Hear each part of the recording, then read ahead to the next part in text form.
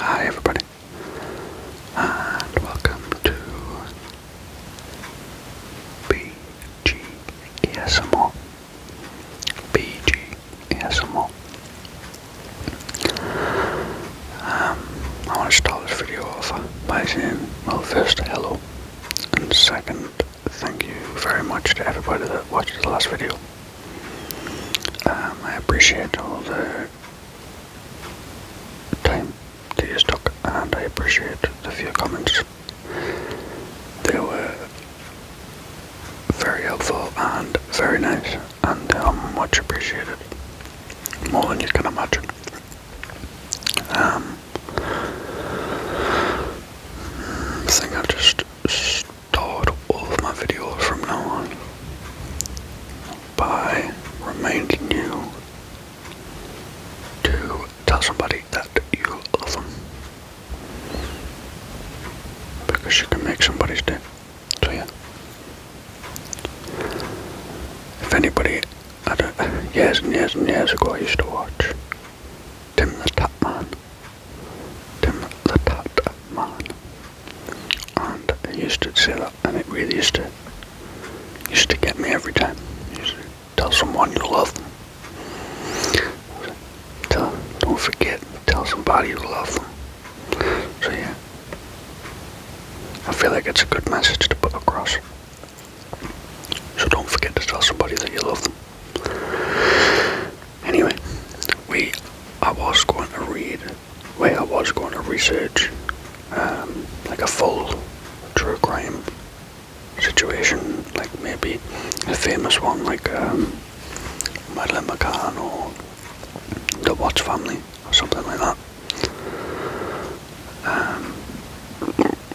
Madeleine McCann would be a bit dodgy because it's not really an outcome, but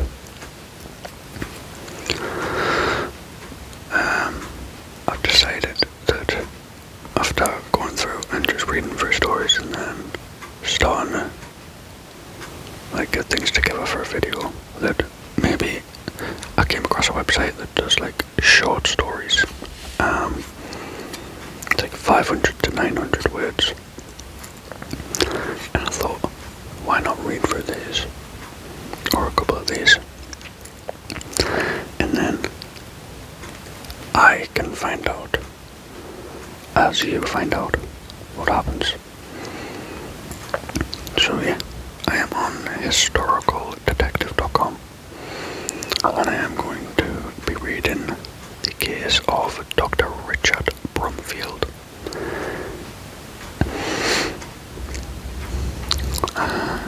Yeah, these are American stories, I think, which is quite fitting because my coffee cup is a howdy cup.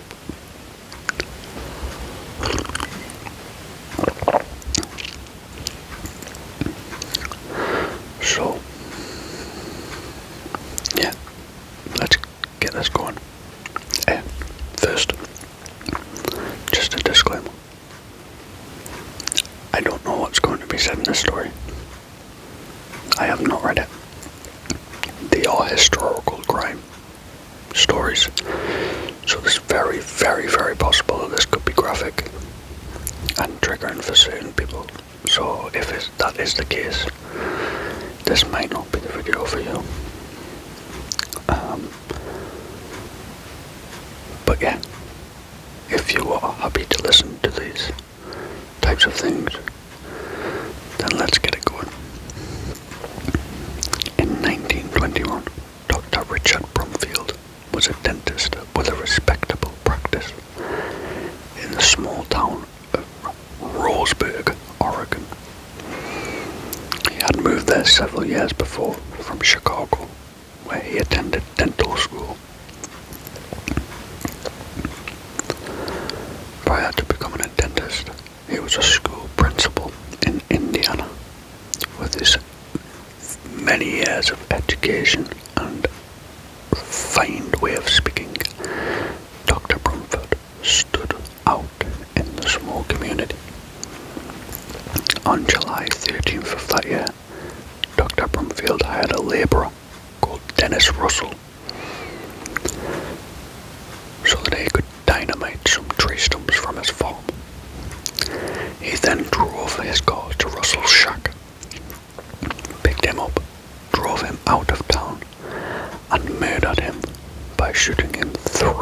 times. With the body still in the car, he drove a few miles further to a steep hill near Melrose in Oregon and staged a car accident in which the body of Dennis Russell and Brumfield's car was set on fire. Dr. Brumfield then fled to Alberta, Canada, leaving his wife behind to collect on his $30,000 life insurance. Insurance scams were apparently Brumfield's favourite method of making a big score. Twice already, his house had burned down and he collected the insurance in both cases. But when the county investigators looked at the supposed body of Dr. Brumfield, there were some identifying features which seemed to match Dennis Russell, who had recently disappeared. Russell didn't amount to much. He was a bachelor and lived alone in a shack. He tended a few sheep and four. He tended a few sheep and four, as anybody knew. He had no kin. Oh, okay. Wow, I am not reading well right now. Golly gosh. Okay, we'll try that sentence one more time.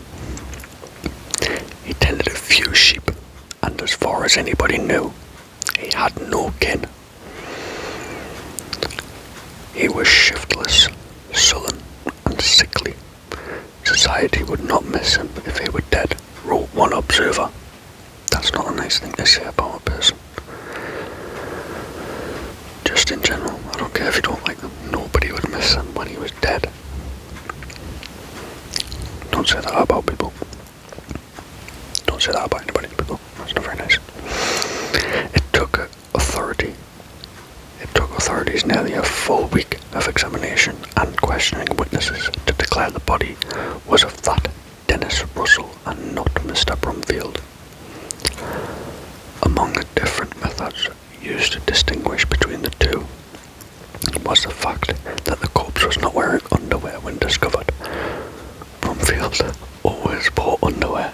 Russell did not. I don't think that is evidence, but okay. I mean, I'm assuming he did do it, so they're right in the fact that the evidence, but I don't think the fact that the man had no boxers on can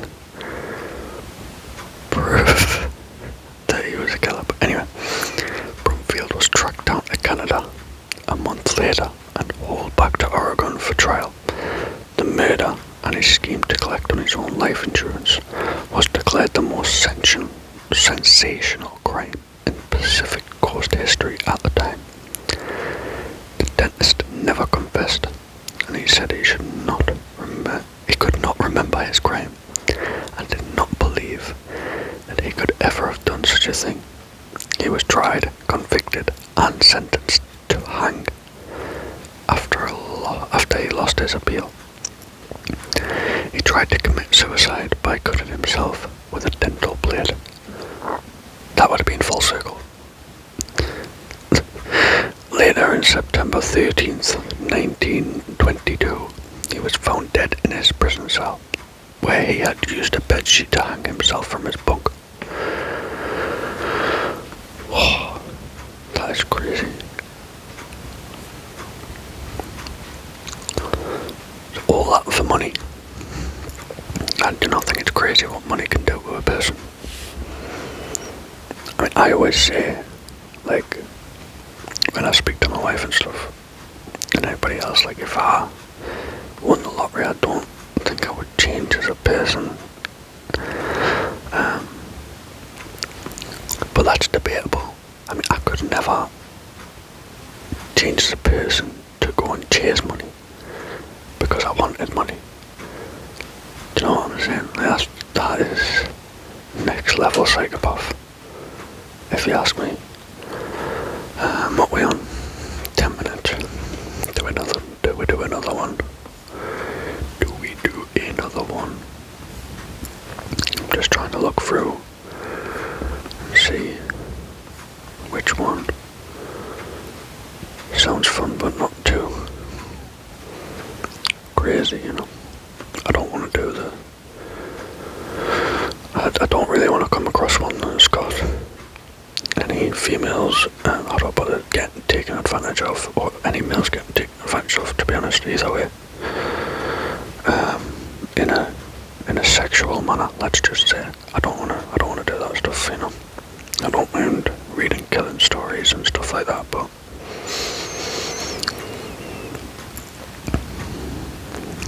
what about this one? What about this one? This is called Triple Slayer, Curtis Shed. On August the 3rd in 1950, Curtis Shed stopped by the Walhalla, South Carolina home of his trade school pal friend, John Boyter, to pick up Boyter's two daughters for an afternoon of cruising around the countryside. Is this going to be what I've just said I don't want to see? Okay, it might do. I might have to say some words different and stuff because it might go too far, but we'll go through it and see what happens. Earlier that day, Boyter was seen in Shed's car as the two drove around town. He was never seen alive after that morning. Oh wow. Golly gosh. So Shed stopped to pick up Boyter's children. They've both been seen in the car in town, and then Boyter was never seen again. 6 days later, Boyter's body was found near a logging road in a heavily wooded area just across South Carolina / Georgia state line. The 38-year-old had been beaten with a rifle butt. Goddamn. And murdered with a shotgun blast to the chest. Shed was arrested on Saturday, August the 12th, after he returned to attending trade school classes where he pretended like nothing had happened. He initially denied murdering his friend and claimed he did not know the whereabouts of Boyter's two daughters, Johnny May, who was 14, and Joanne, who was 8. Okay, the two daughters, we're gonna go 14-year-old, we're gonna call May, and the 8-year-old we shall call Anne. However, the girl's grandmother reported that they were last seen getting into Shed's car. 30-year-old Shed turned out to be recently released convict who had twice served a 2-year sentence for robbery in separate cases. Shed eventually cracked under a grueling interrogation and told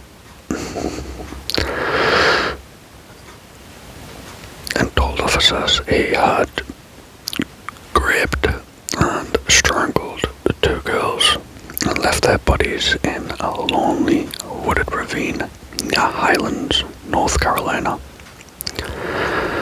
After this confession, a crowd of an estimated 4,000 people gathered in Walhalla, where Shed was being held in the local jail. Although most of them were just curious about the man who had committed the worst local crime in decades. Shouts of, "We want Shed, we'll kill him," were heard. I don't know what accents are like in America, but I suppose I could kind of do the... okay. Shouts of, "We want Shed, we'll kill him," were heard. Fearing a lynching, which hadn't occurred in that county in 20 years, the sheriff requested and received 50 armed soldiers from the South Carolina National Guard. They surrounded the jail and stood as a buffer between the angry people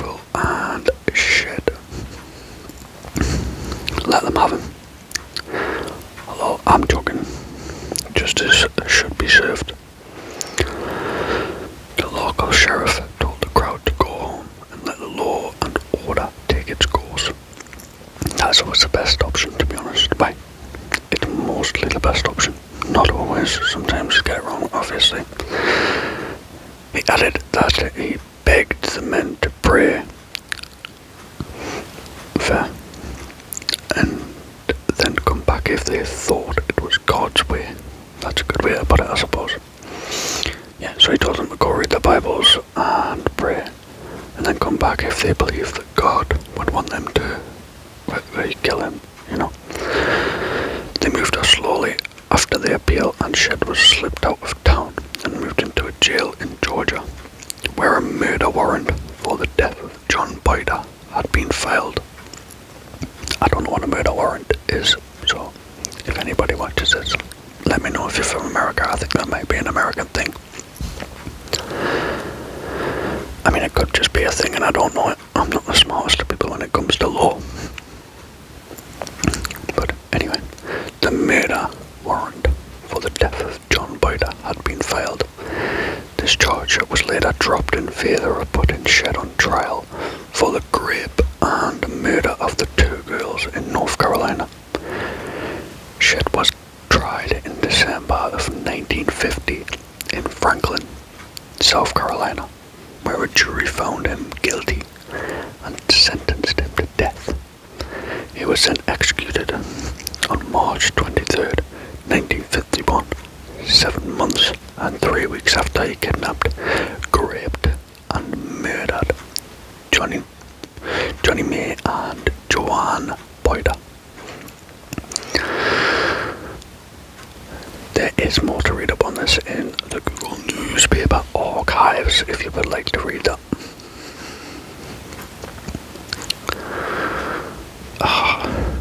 What a disgusting man. I'm glad justice found him in the end, I suppose. But they didn't need to leave the earth for him. For his sick, twisted little brain to get what I wanted. But yeah, anyway, guys, that is a couple of the true crime stories. So if you would like some more, I can just go through a whole list of these. Maybe do 2 for every video. They might not be like super in depth and like the most interesting things, but I mean, it's just something to listen to while you're trying to relax and go to sleep. So maybe it not being too intricate might be a good thing. Yeah, but anyway, if you like the video, guys, please leave it a like.